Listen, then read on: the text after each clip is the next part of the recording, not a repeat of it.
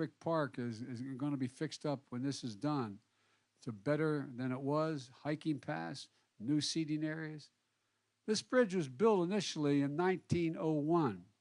It was rebuilt in 1970. These guys behind me know that. None of them were here then, I don't think. But the fact of the matter is now it's a modern bridge of the 21st century with 4 lanes for vehicle traffic, a path for cyclists and pedestrians. This project has supported over 100 jobs, good paying construction union jobs. Laborers, carpenters, cement masons, so many more. The contractor delivering this project, by the way, has been a company that's been owned by the same family for 4 generations. A union company since 1930s that built our roads and our bridges, building during the New Deal, during Eisenhower's interstate highway system, and now the bipartisan infrastructure law. But you know, this is one bridge also tells a broader story. There are nearly 45,000, say it again, 45,000 bridges across this country in poor condition. In Pennsylvania alone, there are 3,100 bridges, 7,500 miles of highway in poor condition. And as I was talking to your person, Gov, also, we're going to get the railroad going too. I'm a rail guy. Anyway, Pittsburgh's a city of bridges, but too many of them are in poor condition, like this bridge behind me before it collapsed. With the bipartisan infrastructure law, we're doing something about it. This is just one of 2,400 bridges across the country that are being repaired just this year because of this law. For example, the Allegheny County work's underway to repair the bridges of the Boulevard of the Allies. Not just bridges, though. Just outside of Pittsburgh, we're investing $850 million to replace and expand a 100-year-old Montgomery Loxton Dam that's critical to the nation's economy. And I mean, we're investing, that investment is going to increase the capacity of this system, the locks, over 50% at a critical choke point in the river. That means we're going to be able to move an additional 14,000 barges every year, saving the equivalent of having to have 1 million hauls on tractor trailers to get the same material to where it has to go. These savings are going to allow the locks to be more efficient and move 10 billion tons of goods like coal, petroleum, and steel. As a consequence, we're lowering the cost of transporting these materials, but just as important, we're going to reduce emissions that could come from the trucks and trains hauling it over reduce it by 3.5 million tons of CO2 a year. Cutting pollution in the air we breathe. This is good for the economy and the environment and public health. And Bobby, I promised you, he'd been on my back to get this done since I got elected president. Don't forget the locks, John. So I just think, I'm not sure how we're going to do this, but so long as I couldn't say no, so we get the money for the locks project done, I think we should call it Casey's Lock. I don't know.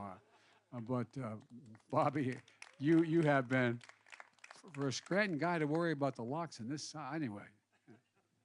In the Hill District of Pittsburgh, we're providing funding to revitalize the area by making sidewalks and streets safer for pedestrians and drivers and connecting communities that suffered for decades for lack of investment. And thanks to the infrastructure law, Pennsylvania's going to get $170 million over 5 years to build out the electric charging stations that are going to be available to all the electric vehicles that are going to be on the road. And that's just what we need because half of the new car sales in America are going to be electric by the end of this decade. My administration has recently approved Pennsylvania's plan, so the funds are available now so the IABW can start constructing these facilities. We're putting $20 million in a new 7,000 square foot terminal at the Pittsburgh Airport to include upgrades to the security screening, baggage check system, so it's easier and more efficient to catch your flight. No one knows better than the people of Pittsburgh that there are thousands of uncapped orphan wells, oil and gas wells, spewing methane into the air. These abandoned mines scattered throughout this area. It's a legacy left behind by the mining, oil and gas companies. When the wells and fields went dry, the companies left, and left it for people of Pennsylvania to clean it up. Well, guess what? we're going to clean it up.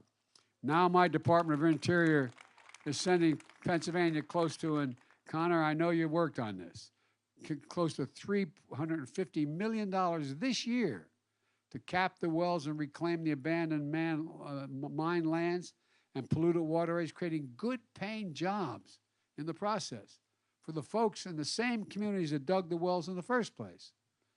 In addition, we're investing at least $100 million in Pennsylvania to get high-speed internet across the state, in every part of the state, urban, suburban, and rural. And no one's going to be left behind. 21% of Pennsylvania families don't have home internet connections. But never again should a parent have to drive their kid to a McDonald's parking lot and sit there to connect to McDonald's internet so they could do their homework. Not a joke. You saw it happening. In addition, there are over 150,000 lead service lines carrying water to homes and schools in Pennsylvania, and over 7,000 in Pittsburgh. This impacts children's brain development. I mean, for real. It's a hazard to their health. You can't have this in Pennsylvania. We can't have this anywhere in America. Now Pennsylvania is going to get $87 million to replace these lead pipes because every person, every child in this country should have access to clean, safe drinking water. And by the way, these projects are going to create good-paying, mostly union jobs. That's because I made sure the overwhelming majority of the funds in this infrastructure law are subject to Davis-Bacon prevailing wage requirements.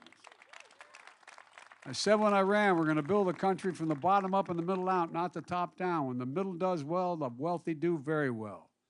So this law is about more than rebuilding our infrastructure. It's about rebuilding the middle class, something John knows a lot about and talks a lot about.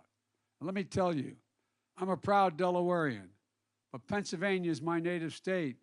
It's in my heart. I can't tell you how much it means to me to be part of rebuilding this beautiful state. My grandfather, Finney from Scranton, would really be proud of me right now. No, I'm not joking, he would. By the way, he was an All-American football player, John, in Santa Clara. You know, I started my campaign for president here in Pittsburgh because there's no better place to talk about rebuilding the backbone of America, the middle class. After I accepted my party's nomination, Pittsburgh was my first major stop. It's here that I laid out my vision for building a better America with better pay and dignity for working people, people who built this country. My dad used to say everybody should be treated with dignity no matter where they're from. Because here's what I know. For most of the last century, we led the world by a significant margin because we invested in our people, we invested in ourselves, we invested in our land. But along the way, we stopped doing that. But not anymore. We're back on track. When you see these projects in your neighborhoods, the cranes going up, shovels in the ground, I want you to feel the way I feel. Pride in what we can do when we work together. And that's what I mean when I say we're building a better America. And folks, let's get something straight. We managed to get some Republicans to vote for this, 13 in the House and 19 in the Senate. And I'm truly grateful for them. I mean it sincerely. But a whole lot more voted against it, but are taking credit for it now. You know, you may have seen the news report on CNN describing Republicans who voted the infrastructure law after attacking me and Democrats for passing what they called socialism. Socialism. Well, now they're quietly and privately sending me letters. Not a joke. My administration asked for money.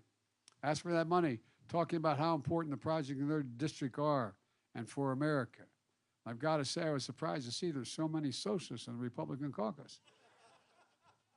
But look, and I mean this sincerely, even if they voted against it, I promised when I ran I'd be a president for all the American people, everyone. We're building a better America together, even in districts or Congress who voted against this. They're going to get the money. And one last thing. This is all being done without raising anyone's taxes a penny if you make less than $400 grand. And we did it while cutting the deficit in half this year, in half. Let me close with this. It's been a rough 4 or 5 years in this country. For a lot of families, it's still kind of tough. But there are bright spots where America is reasserting itself, like here, where the best workers in the world are hard at work building a future, a better future for everybody. we're proving our best days are ahead of us, not behind us. We just have to keep it going, and we know we can. I have never been more optimistic about America's future than I am today, and I really mean that. Just remember, we got to remember who we are. We are the United States of America. There's nothing beyond our capacity if we work together. This is an example of. So God bless you all, and may God protect our troops, and thank you for what you've done, particularly all the workers here.